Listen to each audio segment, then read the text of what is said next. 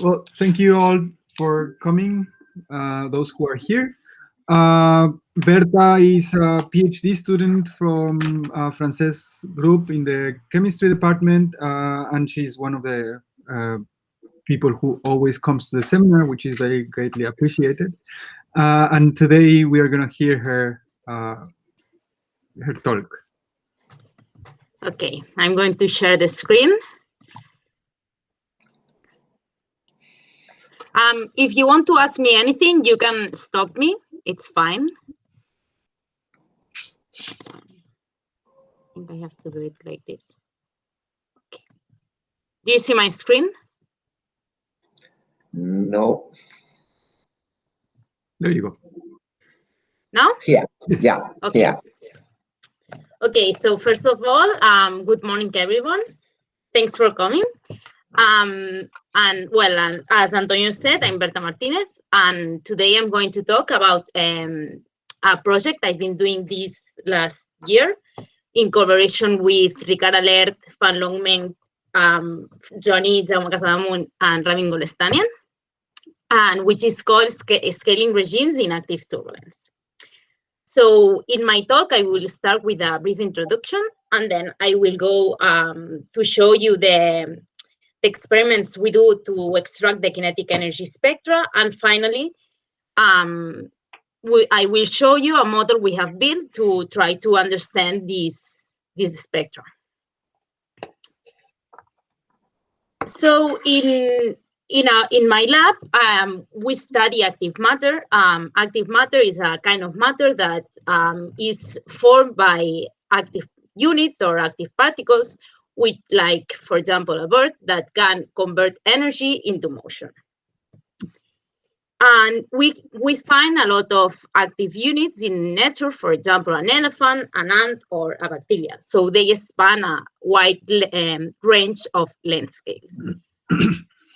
And we also see some, or have artificial active units, like, for example, a car or Janus particles, which are asymmetric spheres that propulse thanks to chemical reactions. But the most interesting thing is when these active units move all together. Like, as we see in this video, where we have reindeers in Russia moving, forming this kind of vortex. And they do that in order to warm up.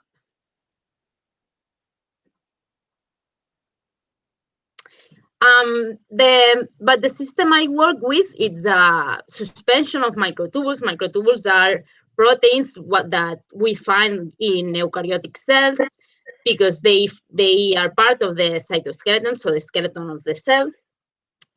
And they are involved in many processes, like in the segregation of chromosomes during cell division. So we take these microtubules. In the cell, they can polymerize and depolymerize, but in our case, we stabilize them. So we have a fixed length. So our model is artificial, so we don't really find it in the cell. So one of the things, it's this, that our microtubule's length is fixed around 1 micron, so we wouldn't find this in the cell, okay? And then we have clusters of kinesins. Kinesins are molecular motors that move along microtubules because they hydrolyze ATP, and then they can move. And we link two kinesins with a septavidin molecule. When we have two antiparallel microtubules cross-linked between a cluster of kinesin, these kinesins will produce a shear, and these microtubules will slide off, as we can see in the video. So they extend. This means that our system is what is known as extensile. Okay. And then we also have PG, which is a polymer that acts as a depleting agent.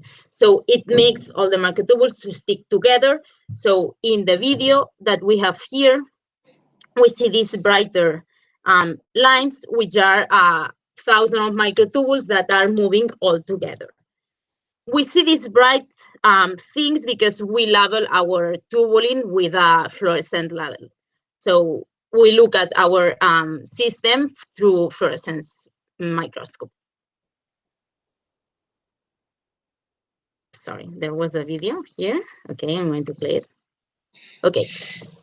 Then when we have an oil-water interface, as you can see in this sketch, all the microtubules, thanks to the PEG depleting action, go to the interface. So as a result, we have an increase in the density and the material organized in such a way that there arises like liquid crystal ordering. In our case, it's nematic rather than polar because we have head-to-tail symmetry. And the orientation of the local orientation of the molecules can be, well, in our case, the microtubules can be described by a nematic director. And these darker regions are defects. In our case, we see 1/2 defects because if we look at the director, the nematic director changes 180 degrees, and then we have -1/2. So our director would also change 180 degrees, but in the other direction. Okay. The fact that we have 1/2 defects always also shows that we have nematic symmetry rather than polar symmetry, because with polar symmetry, these defects wouldn't be possible. Then if we look at the flow field of our active nematic, we see that it's full of vortices, so resembling to what we see in classical turbulence. That's why this is known as active turbulence. Despite this visual, similarity, there are many differences between these two types of turbulence. So first of all, we are working at low Reynolds number. This means that viscosity is way larger than inertia. So according to classical physics, we would only have laminar flows. So these vortices wouldn't be possible. So in our case, well, this is quite interesting, and this can only happen when you have a lot of microtubules. So if you have one microtubule, you wouldn't have these vortices, okay? And then also the input of the energy is at the scale of the active unit. So this would be at smaller scales, and then these units self-organize between them, forming the vortices, which are way bigger than the particle. And this is different to classical turbulence because, for example, if you have a glass of water and you shake it, so the input of energy is at larger scales, and then the vortices will be either of the same scale or smaller. Then another difference is that in our case, in the active turbulent regime, we have vortices of a lot of different areas, but they are organized around one characteristic length scale, which depends on the elasticity of the material and on the activity. Okay, this can be seen when we look at the vortex area distribution, which follows an exponential trend. So from here, you can extract a characteristic length scale. In classical turbulence, you would have a power law distribution, meaning that you have self-similarity. So you have vortex of a lot of, you wouldn't have this characteristic length scale. And this characteristic length scale in active turbulence have been seen both in simulation and in experiments. So we have seen that there are some quite important differences. And another thing that one could think of is if in active turbulence we have universal scaling regimes as we do in classical turbulence, and also energy cascades. And what we have been addressing recently is this universal scaling regime issue. So there have been some efforts computing the kinetic energy spectra. So back in 2012, Wensing and co-authors used a bacterial suspension to try to extract the spectra. In their case, they had bacteria between two plates, and they found two scaling regimes, but they didn't get into much detail to see if it was universal or not. Later on, through simulations, Bratanov and co-authors showed that through simulations, sorry, I think I already said that, they show that that there were some scaling regimes, but they depend on some parameters as the activity. So they said that they were not universal. It's true that in both cases they were working with dry systems, and in my case, my system is a wet system. So it means that the hydrodynamics are very important in my system, whereas in their system is not that important. And actually, in the kinetic energy spectra, hydrodynamics can really play a role. So yeah, things can really change from here. Then these two systems, they did work with wet active fluids. So in these cases, they were using both simulations and theory, and they found two scaling regimes. So this Q or K to the -4 and this Q to the -1.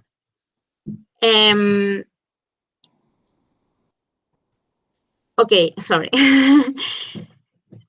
So it's nice because these two studies were working from different, so we're using different approaches, and they both extracted this Q to the -4 scaling.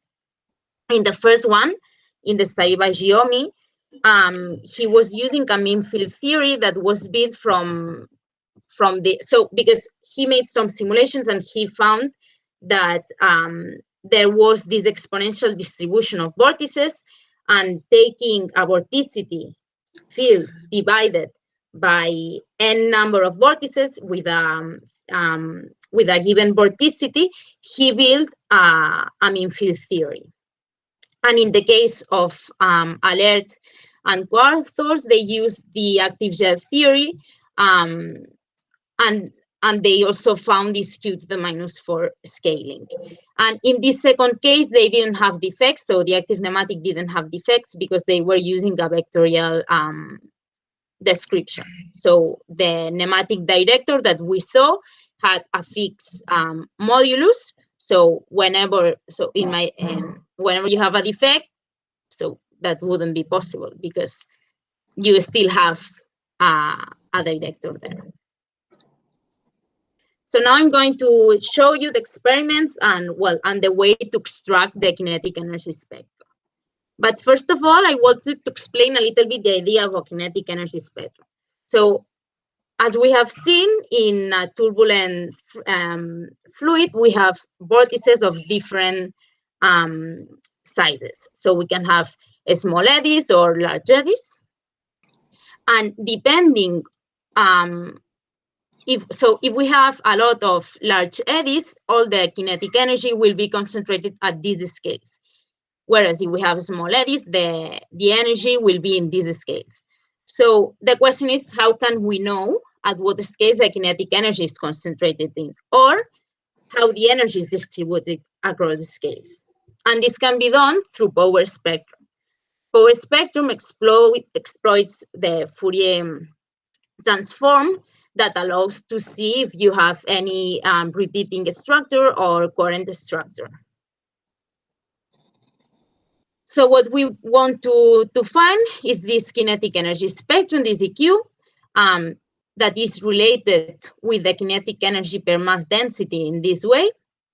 So we will start with the kinetic energy per mass density, which has this form. And then if we introduce the Fourier decomposition of the velocity here, and then use the integral definition of the delta of Dirac, one can get rid of the integral and arrive at this expression.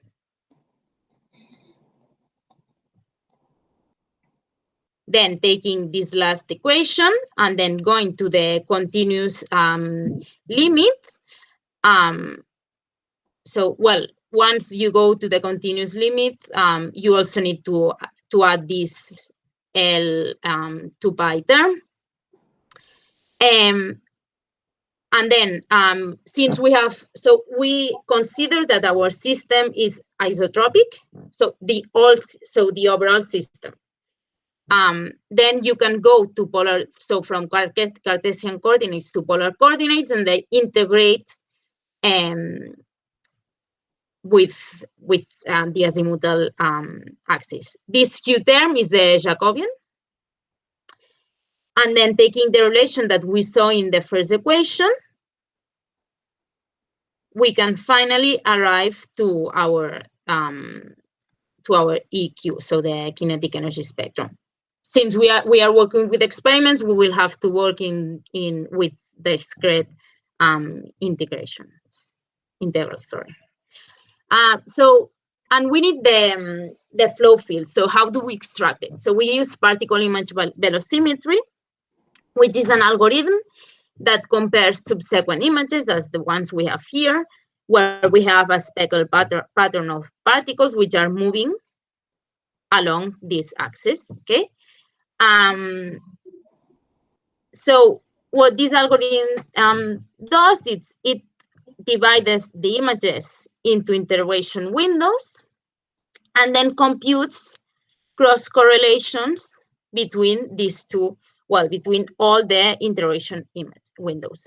So for example, if we take these two, we compute the cross correlation and we obtain this. And from here, we can see that the displacement, so what it makes, it's comparing, right, with the cross correlation, and we can find that the velocity, it's 0 minus 16. So this is what we would get from our experiments. In this case, we were using unlabeled microtubules, and we doped the system with some labeled tubulins, so we could have this kind of, well, this pattern with some dispersed microtubules, and this is what we get. It's a little bit noisy, it's true, but this one is quite nice.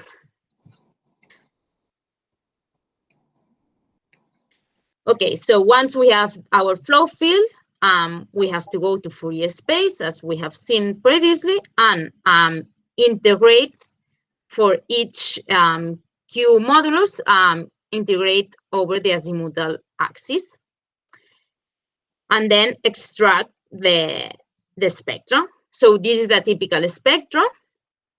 So as you can see here, we find the Q to the -4 scaling regime and the Q to the -1. But, oh, we found a new one. So what happens with this one? Why do we see a Q to the 1 scaling? What are we missing? So our hypothesis was that maybe it's because, as I already said, our active nematic is between two fluid layers. So maybe these two layers are changing the power spectra of the kinetic energy. So we did experiment changing the oil viscosity. So this would be for low oil viscosity, and this one will be for higher one. And as you see, the active nematic changes a lot. So everything is kept the same. We are only changing the oil above the active nematic. So the active nematic cannot be considered as an isolated system. This had already been seen in 2016, I think, yeah. They show that changing the oil viscosity, the defect velocity also change by decreasing, and also the number of defects increase with oil viscosity. So if velocity is changing with oil viscosity, one would expect to see a change also in the spectra of the kinetic energy. And this is what we see here. So as you increase the oil viscosity, the spectra goes down, meaning that the velocity is decreasing, and also we have a maxima that is shifting towards larger wave numbers. This is because as you increase the oil viscosity, your vortices, so the size of your vortice is getting smaller. Then if you rescale all the spectra with the maxima, you can collapse all this q to the 1 scaling, well, and you still see the q to the -4 scaling. So now I'm going to show you the model that we have built to try to explain or to or extract some parameters from our experimental data. So this is the system we are considering. So we have the active nematic, which is we consider it as a 2D layer, and then we have a thick oil layer and a thin water layer. The water is in contact with the substrate, so we consider a no-slip boundary condition, meaning that the velocity here is 0, and then the oil is in contact with air, so we consider a no shear stress boundary condition. So like the air is not, well, is doing nothing to the oil. Then we start from the force balance equation. So the Navier-Stokes equation, we consider that we are at low Reynolds number, so we can neglect inertia. So we have, first of all, the term for the viscous dissipation inside the active nematic, then pressure, and then we add two terms that take into account the force that the water layer is applying onto the active nematic and the oil onto the active nematic. And finally, we have this extra term, which accounts for the other forces, like, which are related to the orientation of the active nematic. So the elasticity, the active stress, or the shear, the flow alignment. Then we will express the solution with a green function, which is this one, would be the green function. So if we go to the Fourier space, applying the conversion theorem, we can get rid of the integral. And then this is the Fourier decomposition of the velocity. And now we need to look for the forces that the water and the oil layer are applying to our active nematic. So of course, this is a viscous force. And then if we introduce the force balances within the water and oil layers, also, since we are at low Reynolds number, we are not taking into account the inertia. And then since we consider they are uncompressible, so we can get rid of the pressure terms. With all these equations, one can arrive at this green function, okay? And here we find, well, we see two different length scales, which are defined by the ratio between the nematic 2D viscosity, because this viscosity is 2D, and this is 3D. So the ratio gives a length scale, and we have another length scale for the water. In this case, the water length didn't really play a role because it's way bigger than our system size. So we can consider this problem as, until here, as a one length scale problem. Then taking this green equation, we can arrive at this equation 7 for the velocity. So now we need to find this F term, which is, as I said, this force for that accounts for the forces related with the orientation of the active nematic. So what we consider is that this F term doesn't change with the coupling with the active nematic to the oil and to the water. So we can consider that is the same as for the isolated system. This will be true as far as we don't have flow alignment. We don't really know experimentally we have flow alignment, but we consider that we don't have. So this would be the Navier-Stokes equation. So as you can see here, we don't have the two terms for the oil and the water. And then one arrives at this equation. So if one compares this equation with this one, we can see that the square of the velocity in the Fourier space depends on the vorticity correlation of the isolated system. So what we did was we took from Giomi's mean field theory, we took this expression where this n term is the number of vortices which have mean vorticity omega v and mean vortex radius r star. So here we are introducing a new length scale. So we have the one for the oil, one for the water, that, as I said, it's not important here, and this mean vortex radius. And this is modified Bessel function. And finally, we get this expression, which will be the model that we will use to fit to our data. So this is fitting. So as you see, at least here, it fits almost perfect. And with this model, we can extract the two lengths, the oil length and the radius of the vortices. Okay. Then, as you can see, so we have three different scaling regimes. So the Q to the 1 would be when you have, well, at the small wave number. So when this would be at length scales larger than the oil length. And this is when you have external oil dissipation. Then the Q to the -1 would be for intermediate wave numbers, sorry.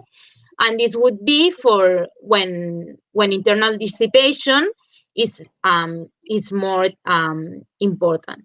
And this is, well, this scaling, it's because in this range, it's where it's the length scale where you have non-coherent but correlated flows, because we have, so in our experiments, we have like little or small vortices, but then these vortices are coherent structures, but then you still have some correlated flows which are not coherent as it would be in a vortex. And then at larger wave numbers, we would have the Q to the -4 scaling, and here we would still have internal dissipation, and it would be for the size of our vortices. From the model, from the fitting of the model to the experimental data, we can extract different parameters. As you can see here, the radius of the vortex doesn't change. This is only for this range of oil viscosity. So we have worked with oil with more oil viscosities, but as you will see in the next slide, the model doesn't work well for all oil viscosities. So yeah, the vortex radius is almost constant, and then the length scale, the oil viscous length decreases with oil viscosity, and then also the nematic viscosity. We don't really understand yet why the nematic viscosity changes with oil viscosity, so it's something that we still have to study more carefully. So as I mentioned, the model doesn't really work as one would expect for all viscosities. This is because as you change the oil viscosity, the shape of the spectra is also changing. So here it seems that you have an extra length scale. So you would have 3 length scales. So one here, here, and another here. And then it seems that this length scale is disappearing, and here you would only have 1. So, well, we don't really understand that. So the question is, why do we see these differences? Is this because the physics in the system are changing? Or is this because of some of the analysis we are doing? So we have to take into account that we are doing some assumptions in the model. So for example, we are considering we don't have defects. Defects really play a role in active nematics, so maybe this could change the spectra. And also in defects, you have a lot of elastic energy. So yeah, it can really change everything. Then we are also considering one component system. So we don't have a concentration for the microtubules, and adding a concentration of microtubules would also add a length scale. So as we have seen, at least for low viscosities, we are missing 1 length scale. Also, we are considering that our active nematic is incompressible. Also, that we have the same shear and rotational viscosity. We don't have flow alignment. And then we are considering that this exponential distribution of vortices works for all oil viscosities. So maybe this is not true. And also that the vortices are uncorrelated. For these 2 assumptions, we try to check if they were true experimentally. So we look at the distribution of vortices, and we saw that we still saw the exponential distribution for all viscosities. And we could extract the vortex radius, and here we could see that it actually decreased with all viscosity. Well, here we were working with a wider range of oil viscosities. That's why we see a decrease, because if you look at the range of oil viscosity that we have used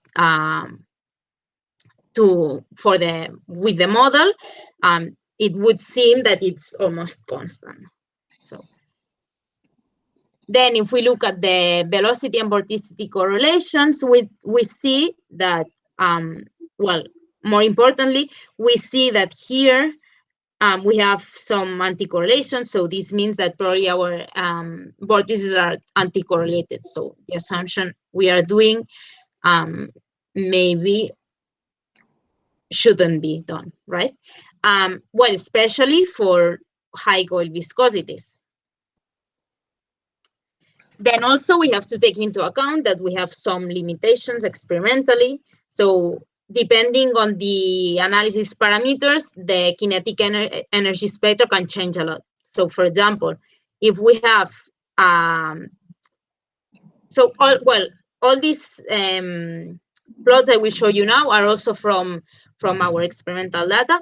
So if we take, for example, images and we divide them, so we take some fragments of these images, we see that if you compute the kinetic energy spectra, they are changing, especially, well, we are losing here some points, and also at intermediate wave numbers, if you have a scaling regime, they are also changing here.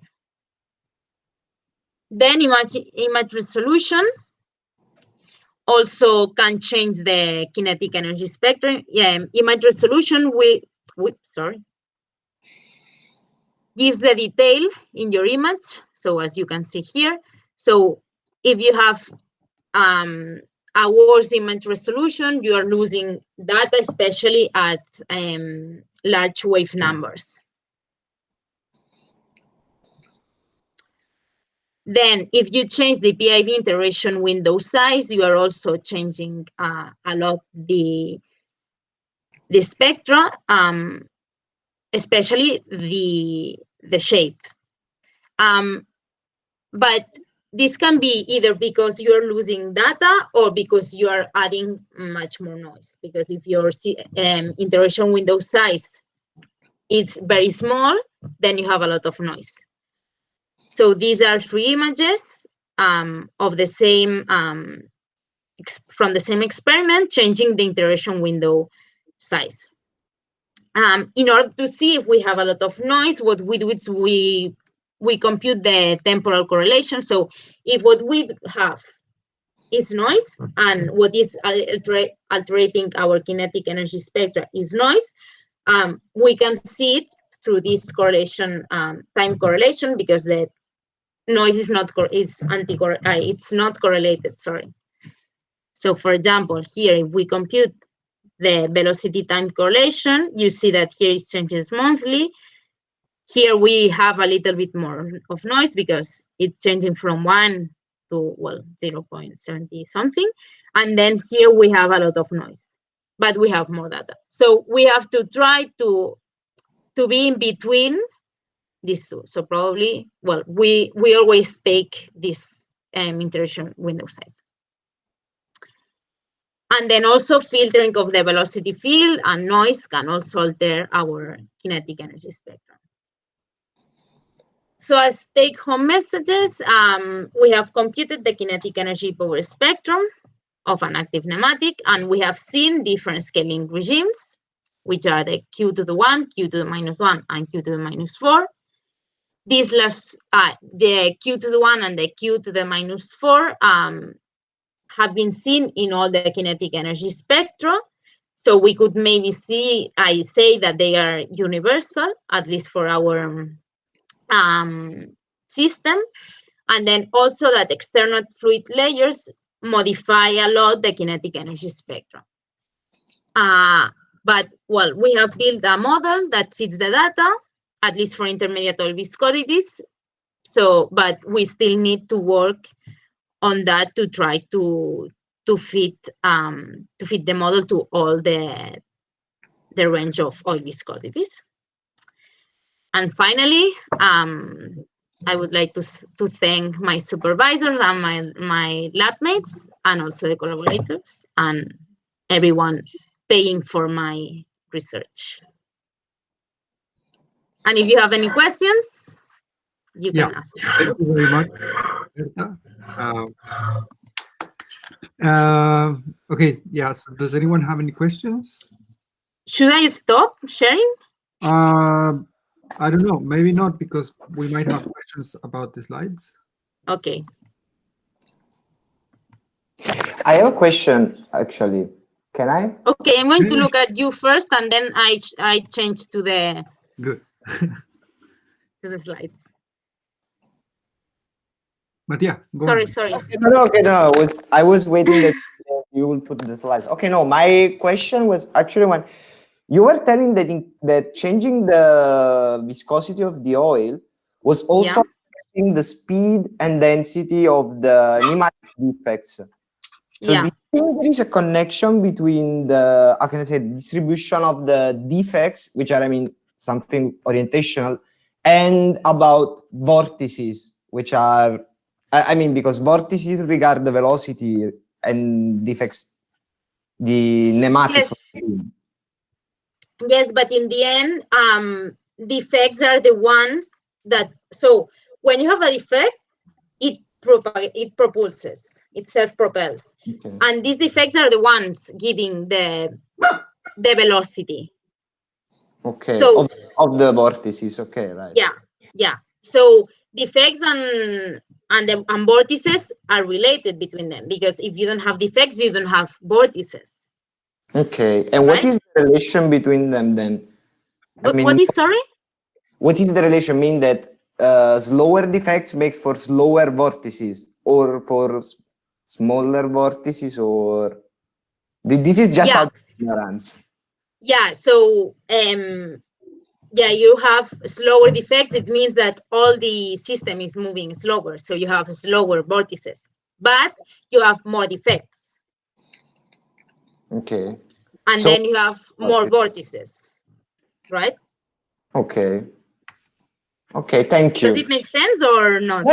It makes a lot of sense. I mean, it makes sense. So thank you. So Now it's clear. wait, maybe I can show you this slide again. Maybe that will help. Where is it? Should be near. Ah, no, here.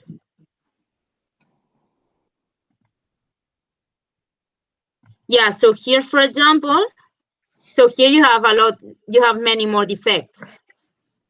So these defects are the ones that, so whenever you have a defect, it moves, right? Okay.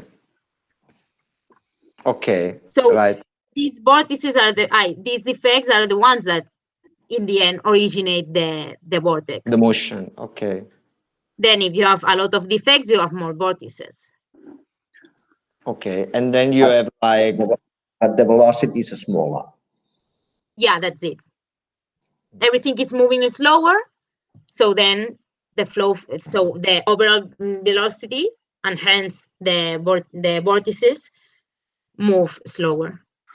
But so the vortices would be what happens when things go sliding, counter-propagating, or something like this. Yeah, so a does it- vortex would be No. a vortex, for example, would be this. Oops, here.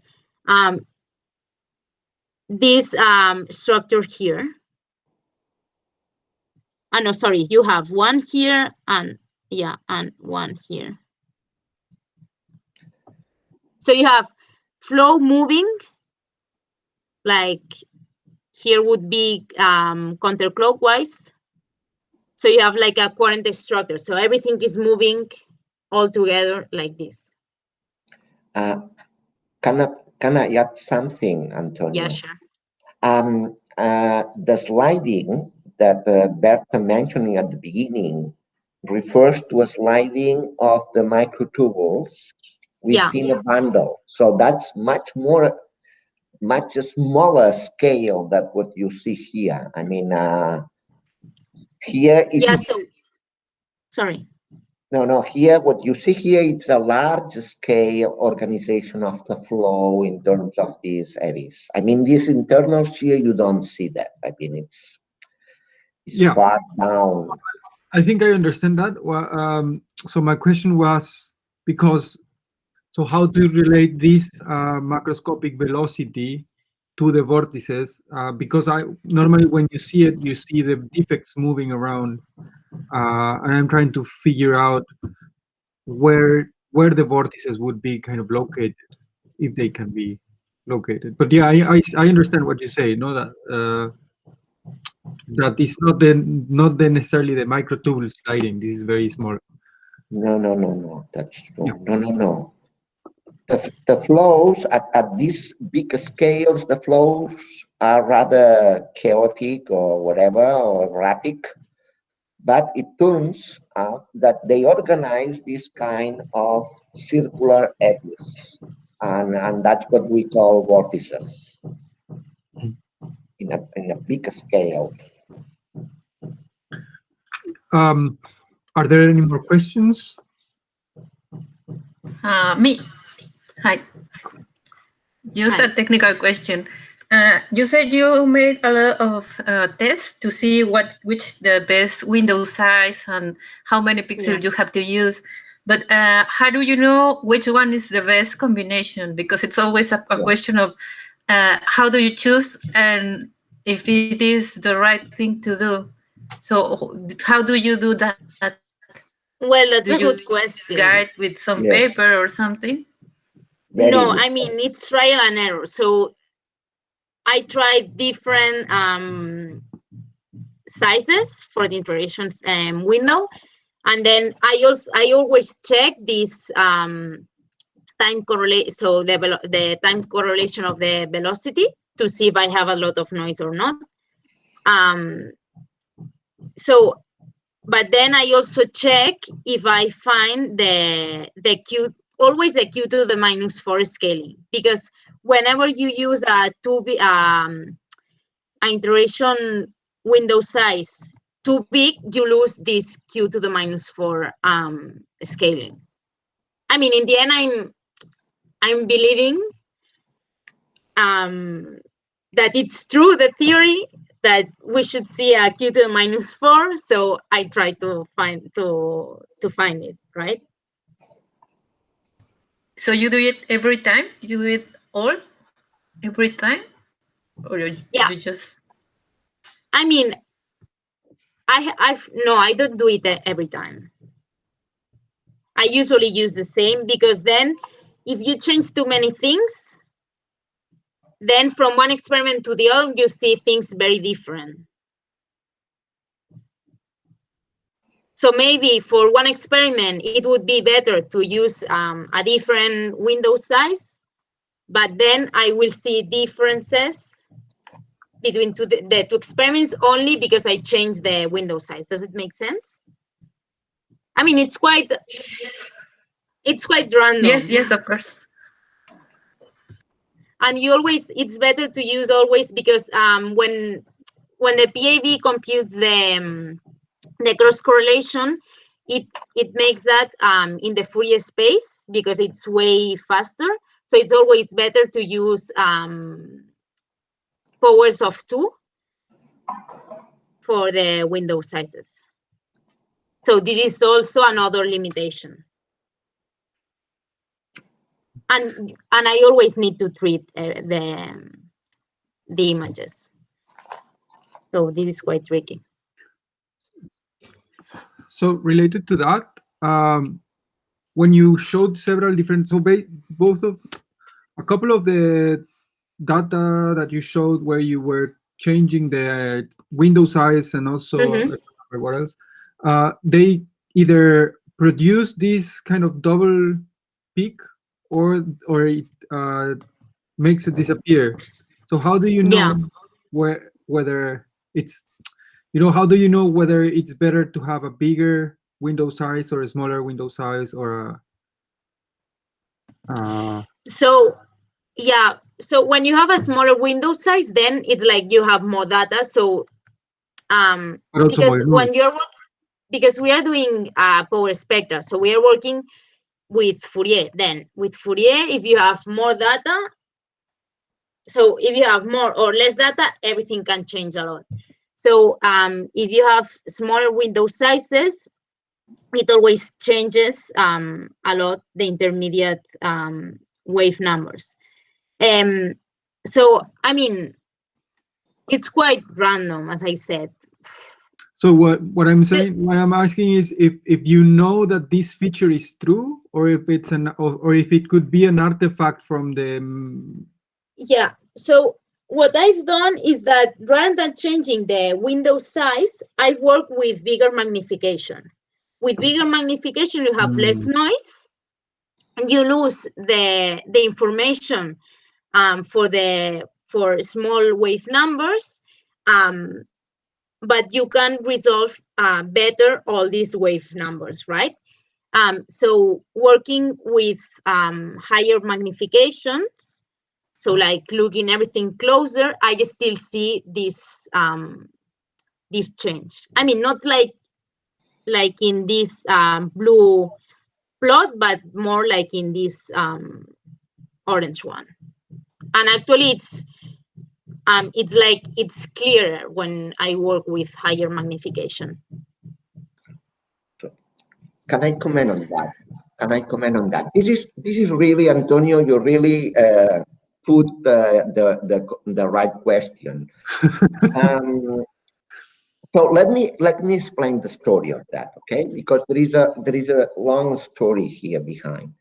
So initially, the idea was to work with a magnification such that you could cover a very, very long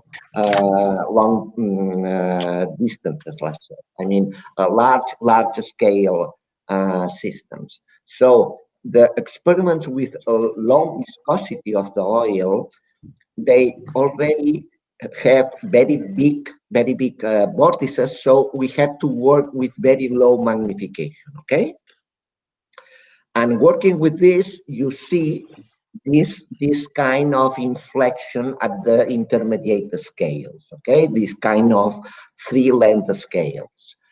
Now, for the higher viscosities, the situation is just the contrary. The vortices are very small, so we decided to work a little bit with a higher magnification, but a little bit higher, from 6 to 10 magnification ratio.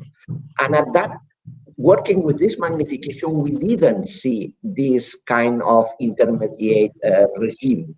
So we decided very recently to work with higher magnification. So since here, in this case of a larger viscosity, we don't have to compromise to have a lot of vortices, because we have a lot of vortices in any case. So we can work with higher magnification. And working with higher magnification, then you see again, you rediscover this kind of behavior at intermediate scale. So our feeling now is that actually the spectrum has these 3 scales ever.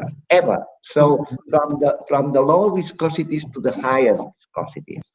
The only thing is that the model, as Berta correctly said, the model is formulated in such a way that only 2 length scales are retained. One coming from the viscosity of the oil and another one from the activity, let's say. And so I think we are missing, in the model, we are missing one of these length scale, this intermediate length scale. I think we are missing it in the model. But we are pretty sure now that the 3 length scales are always there. So this is a little bit the summary of the story, but it has been quite crazy to see whether it is real or not, or it is an artifact. But I think now we are pretty sure that we are working under the correct conditions in the experiments, in the analysis of the experiments, and if it is true, then the conclusion will be that we do have really 3 scales in this problem, and one of them still is, you know, we don't interpret it, we don't know exactly where it arises from, but it should be there. I don't know if I answered the question, but it is really a tricky point. Yeah, I think that's the biggest part of the answer that I. But no, Okay. Yeah, I see. Okay. Okay, so I don't know. Are there any more questions? If not, we can thank Berta again for speaking with a virtual applause. And thank you all for coming. See you in a couple of weeks. Okay, thanks, Okay, Antonio. bye. Thank you, Berta. Thanks for organizing, Antonio. Welcome. Thank you. Thank you Bye. for And organizing. you can all present Thanks. whenever you want. We will see. How are you? Okay. Bye-bye. Bye.